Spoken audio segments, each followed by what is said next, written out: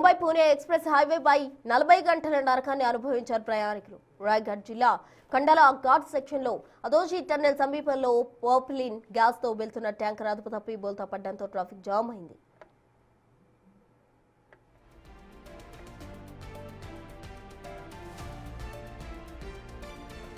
ఈ traffic jam కారణంగా వేలాది మంది ప్రయాణికులు, ముఖ్యంగా మహిళలు, చిన్నపిల్లలు, వృద్ధులు అడవి మధ్యలో చిక్కుకుపోయారు. కనీసం తాగునీరు, ఆహారం లేదా టాయిలెట్ సౌకర్యాలు లేక వారు పడిన ఇబ్బందులు వర్ణనాతీతం. చాలా మంది ప్రయాణికులు తమ వాహనాల్లోనే నిద్రపోవాల్సి వచ్చింది.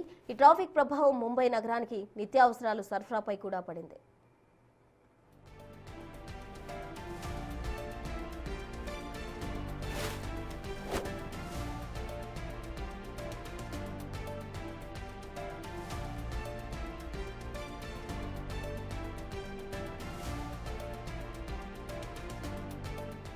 ముంబై పూణే ఎక్స్ప్రెస్ వేపై 40 గంటల పాటు నరకాన్ని అనుభవించారు ప్రయాణికులు.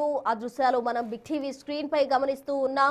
మొత్తంగా కూడా కిలోమీటర్ల మేర కూడా ఆ వాహనాలన్నీ కూడా ట్రాఫిక్ జామ్ కారణంగా నిలిచిపోయిన ఆ దృశ్యాలు మనం గమనించవచ్చు. సుమారు 40 గంటల పాటు అటు చిన్నారులు, మహిళలు, అటు వాటర్ లేక, తిండి లేక, కనీసం టాయిలెట్స్ వసతి లేక కూడా వాళ్ళు ఇబ్బందులు పడిన దృశ్యాలు మనం గమనించవచ్చు. ట్రాఫిక్ లో చిక్కుకున్నారు. వేలాది వాహనాల వరకు కూడా చిక్కుకున్న దృశ్యాలు మనం గమనించవచ్చు. వాహనాలే వేలాదిగా ఉన్నాయంటే ప్రయాణికులు ఎంత ఇబ్బంది పడ్డారో మనం అర్థం చేసుకోవచ్చు.